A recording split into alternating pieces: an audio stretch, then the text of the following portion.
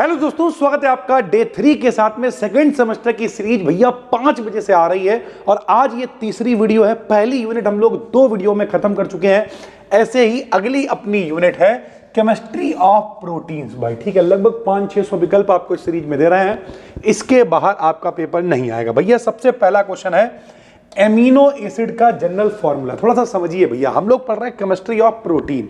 आपसे कोई पूछे प्रोटीन के निर्माण की इकाई यूनिट क्या है, तो भैया वो एमिनो अम्ल ही होते हैं। एमिनो का मतलब क्या?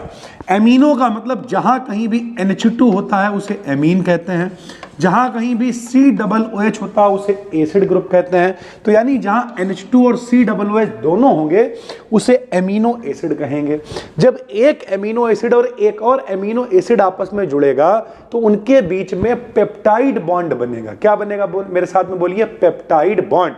एमिनो अम्ल, एमिनो अम्ल, एमिनो अम्ल, कई एमिनो अम्ल आपस में जुड़ेंगे तो उनके बीच में पेप्टाइड बॉन्ड बनेगा। और जब बहुत सारे पेप्टाइड बॉन्ड बन जाएंगे, यानी बहुत सारे एमिनो अम्ल जुड़ जाएंगे, तो उसे हम लोग पॉलीपेप्टाइड श्रृंखला कहेंगे। क्या कहेंगे भैया? एक एमिनो अम्ल, एक और एमिनो अम्ल, एक और एमिनो अम्ल, ऐसे बहुत सारे। जब एक बॉन्ड बना पेप्टाइड पेप्टाइड पेप्टाइड, तो बहुत सारे बनेंगे तो इसे पॉलीपेप्टाइड बॉन्ड या पॉलीपेप्टाइड चेन कह देंगे। और इस पॉलीपेप्टाइड चेन को ही हम लोग प्रोटीन कहते हैं। यानी प्रोटीन बहुत सारे एमिनो अम्लों से मिलकर बना होता है भाई, ठीक। तो एमिनो अम्ल का जनरल फॉर्मूला क्या है कि भैया NH2 होना चाहिए यानी एमीन, COOH होना चाहिए यानी अम्ल, और बीच में CH के संग में हो सकता है एक H और लगा हो तो NH2CH2 हो जाए। R इसलिए लिख रखा है कि कुछ एक्स्ट्रा जुड़ा होगा, हो सकता है CH3 जुड़ा हो सकता है CH2। यानी ओवरऑल जनरल फॉर्मूला होता है NH2CHR। R की जगह पे H, CH3 और चीजें हो सकती हैं, लेकिन ओवरऑल जनरल फॉर्मूले में NH2 यानी एमीन और अम्ल यानी COOH होना जरूरी है भाई, ठीक।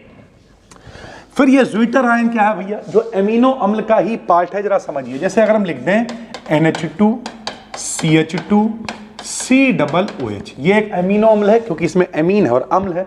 हम यहां से एक हाइड्रोजन हटाएं और इन्हें दे दें, इनके पास हाइड्रोजन फालतू हो गया तो इधर प्लस आ जाएगा, इधर एक हाइड्रोजन बेचारा कम हो गया तो यहां माइनस आ जाएगा। इस तरीके के आयन को हम लोग ज्विटर आयन कहते हैं। और ज्विटर आयन जिस पॉइंट पर सबसे ज्यादा स्टेबल होता है उसे हम लोग आइसो इलेक्ट्रिक पॉइंट कहते हैं। बहुत इंपॉर्टेंट क्वेश्चन है, आइसो इलेक्ट्रिक पॉइंट क्या होता है? तो जिस पर ज्विटर आयन सबसे ज्यादा स्थायी होता है, स्टेबल होता है, उसे हम लोग कहते हैं ज्विटर आयन। और जो व्यक्ति जितना स्टेबल होगा उसमें आवेश होगा ही नहीं। लोग कहते हैं तैश में ना हो, आवेश में ना हो। तो अगर कोई आवेश में आ गया, जोश में आ गया, तो वो स्टेबल कहाँ रह गया? और ये स्टेबल है मतलब आइसो इलेक्ट्रिक पॉइंट पर जो आवेश होता है, नेट चार्ज जो होता है वो क्या होता है?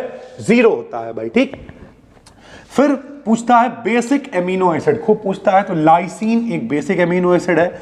एसिडिक एमिनो एसिड तो ग्लूटामिक एसिड एक एसिडिक एमिनो एसिड है, यानी अम्लीय एमिनो अम्ल है भाई, ठीक। फिर एसेंशियल एमिनो एसिड क्या होते हैं? जो हमारी डेली लाइफ को चलाने के लिए आवश्यक हैं, जो हम प्रकृति वगैरह से प्राप्त कर लेते हैं, एसेंशियल एमिनो अम्ल कहलाते हैं। जैसे वैलिन है, ल्यूसीन है, जो आपको ऑब्जेक्टिव में मिल जाए आप उस पर टिक लगा दोगे भाई, ठीक।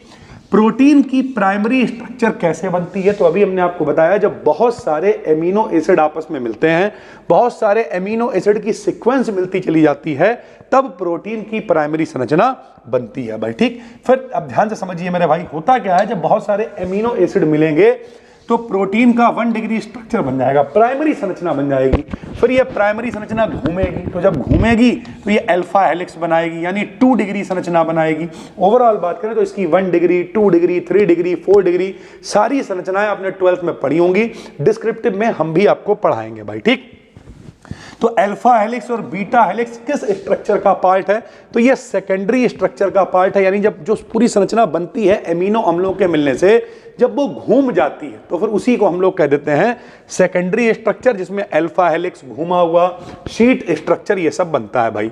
फिर है डाई सल्फाइड बॉन्ड किस स्ट्रक्चर में पाया जाता है? भैया नाम से ही पता चल रहा है, डाई सल्फाइड का मतलब जब 2 सल्फर के बीच में बॉन्ड बनेगा तो उसे डाई सल्फाइड बॉन्ड कहते हैं। और ये टर्शरी यानी 3 डिग्री स्ट्रक्चर में पाया जाता है। 2 या अधिक पॉलीपेप्टाइड चेन, भैया एक पूरी पॉलीपेप्टाइड चेन है, एक और पॉलीपेप्टाइड चेन, अगर दोनों मिल जाएंगी तो क्या बनेगा? तो 4 डिग्री यानी क्वाटरनरी स्ट्रक्चर बनता है, 4 डिग्री स्ट्रक्चर बनता है। दो पॉलीपेप्टाइड श्रृंखलाओं के मिलने से। पेप्टाइड बॉन्ड का केमिकल नेचर कैसा होता है? तो पेप्टाइड बॉन्ड का केमिकल नेचर होता है एमाइड लिंकेज। सभी एमाइड क्यों बोलना है? एमाइड का मतलब होता है CONH2। तो जब COOH और NH2 जुड़ते हैं तो CONH2 यानी एमाइड टाइप का बॉन्ड बनाते हैं, तो इनकी जो लिंकेज होती है ये एमाइड लिंकेज कहलाती है। ये देखो पेप्टाइड बॉन्ड किस ग्रुप के बीच बनता है? तो COOH और NH2 ग्रुप के बीच में ही पेप्टाइड बॉन्ड बनता है। पेप्टाइड चेन का एन टर्मिनल कहां होता है? तो भैया NH2 वाले में N होगा, COOH वाले में C टर्मिनल कहलाएगा। पे दो किनारे होंगे ना, N terminal C terminal, COOH NH2, तो C टर्मिनल कहलाता है COOH वाला। फिर कुछ एंजाइम से रिलेटेड भी है भैया। जो एंजाइम होते हैं, एंजाइम क्या होते हैं? जैसे हमारे मुंह में टॉयलिन नामक एंजाइम पाया जाता है जो भोजन को पचाने में सहायता करता है। तो एंजाइम क्या होते हैं भैया? जो क्रियाओं को कराते हैं, शरीर के अंदर क्रियाओं को कराते हैं, ये भी एक तरीके के प्रोटीन ही होते हैं। एंजाइम में दो पार्ट होते हैं, एक विटामिन पार्ट होता है, एक प्रोटीन पार्ट होता है। तो जो एंजाइम का प्रोटीन पार्ट होता है उसे एपो एंजाइम कहते हैं। जो इसका नॉन प्रोटीन यानी विटामिन वाला पार्ट होता है उसे हम लोग कोफैक्टर कहते हैं। विटामिन से बने कोफैक्टर को हम लोग कोफैक्टर या फिर को एंजाइम भी कह देते हैं। लॉक और की मॉडल, तो भैया एंजाइमों की जैसे ताले के अंदर चाबी फिट हो जाती है, वैसे एंजाइमों के अंदर वो लोग जिन्हें रिएक्शन करनी है, एंजाइम बुलाता है, यहां आओ, यहां बैठो, तुम्हारी क्रिया करवाएं, और हाँ कर ली क्रिया, अब जाओ। तो इस तरीके से रिएक्शन कराने के लिए एंजाइम बिल्कुल ताले की तरह काम करता है। जैसे ताले में चाबी फिट हो जाती है, वैसे एंजाइम पे रिएक्शन करने वाले अणु फिट हो जाते हैं और प्रोडक्ट बनाते हैं। इस मॉडल को लॉक की मॉडल कहते हैं। तो ये भी एंजाइमों की क्रियाविधि एंजाइम से रिलेटेड है। सभी एमिनो एसिड्स में ऑप्टिकल एक्टिविटी होती है। ऑप्टिकल मतलब होता है प्रकाश, यानी प्रकाश के प्रति एक्टिव होते हैं। केवल ग्लाइसिन को छोड़कर, ग्लाइसिन ऑप्टिकल एक्टिविटी नहीं करता है। कॉन्जुगेटेड प्रोटीन, प्रोटीन में कुछ हेरा फेरी कर दे, कुछ हटा दें, कुछ लगा दे। कॉन्जुगेटेड प्रोटीन कौन है? तो जो हमारे खून को लाल रखता है, हीमोग्लोबिन, ये एक कॉन्जुगेटेड प्रोटीन होता है। प्रोटीन डीनेचुरेशन, डीनेचुरेशन क्या होता है भैया? विकृतीकरण, प्रोटीन के स्ट्रक्चर का टूट जाना। तो जब 3 डिग्री 2 डिग्री तक आप पहुंच जाओगे, फिर गर्म करो आगा के, वो टूट के फिर 1 डिग्री पे आ जाए तो उसे डीनेचुरेशन कहते हैं। 2 डिग्री वाला, 3 डिग्री वाला, ये सारे स्ट्रक्चर जो है वो डीनेचर हो जाते हैं। डीनेचुरेशन में पेप्टाइड बॉन्ड नहीं टूटता क्योंकि 1 डिग्री स्ट्रक्चर टूटता ही नहीं है। 1 डिग्री में ही तो पेप्टाइड बॉन्ड बना हुआ है। 2 डिग्री 3 डिग्री टूटते हैं, 1 नहीं टूटता है। कारण क्या होता है? तो हाई टेम्परेचर हो जाए, एसिड हो जाए, एल्कली क्षार आ जाए, अम्ल आ जाए, तो इसका नेचुरेशन हो जाता है। एपो एंजाइम और कोफैक्टर। एपो एंजाइम कौन है? जिसमें प्रोटीन है। कोफैक्टर कौन है? जिसमें विटामिन है। दोनों मिलते हैं तो क्या बनता है? एंजाइम, या इसी को हम लोग होलो एंजाइम भी बोल देते हैं भाई। ठीक। और एक आखिरी क्वेश्चन है आज के लिए कि भैया जो एडवांस डिग्रेडेशन प्रोसेस है ये किसके लिए इस्तेमाल करते हैं? तो जो एन टर्मिनल एमिनो एसिड्स होते हैं, एन तरफ से रिएक्शन करने के लिए तैयार होते हैं, उनकी पहचान करने के लिए हम लोग एडवांस डिग्रेडेशन का इस्तेमाल करते हैं भाई। देखो आज ये अपना डे 3 है। ठीक, हम ऐसी आपको टोटल 20 दिन की सीरीज दे रहे हैं। जो लोग पहली बार देख रहे हो, डे 1 से देखना शुरू करो। फ्री टेलीग्राम चैनल का लिंक डिस्क्रिप्शन में है, क्लिक करके ज्वाइन कर लो। अगर आपकी ऑब्जेक्टिव पेपर है और कुछ पढ़ने में इंटरेस्टेड नहीं हो, सिर्फ पास होने भर को पढ़ना है, तो भैया 75 में 75 का इस सीरीज से आ जाएगा। डिस्क्रिप्टिव पढ़ना चाहते हो तो कल लास्ट दिन है, हम आपसे कहेंगे ज्वाइन करके आ जाओ भैया। Zoology, botany, chemistry, physics, math सब कुछ सिर्फ 399 रुपए में सेमेस्टर कॉम्बो बैच लॉन्च किया है। कल 4th सेमेस्टर जूलॉजी की पहली वीडियो पढ़ गई है, आज 2nd पे काम कर रहे हैं। बहुत सारा कंटेंट देने वाले, बहुत सीरियस होकर इस बार पढ़ा रहे हैं भाई। तो जो लोग भी चाहना, डिस्क्रिप्शन में कोर्स का लिंक है, ज्वाइन कर लो।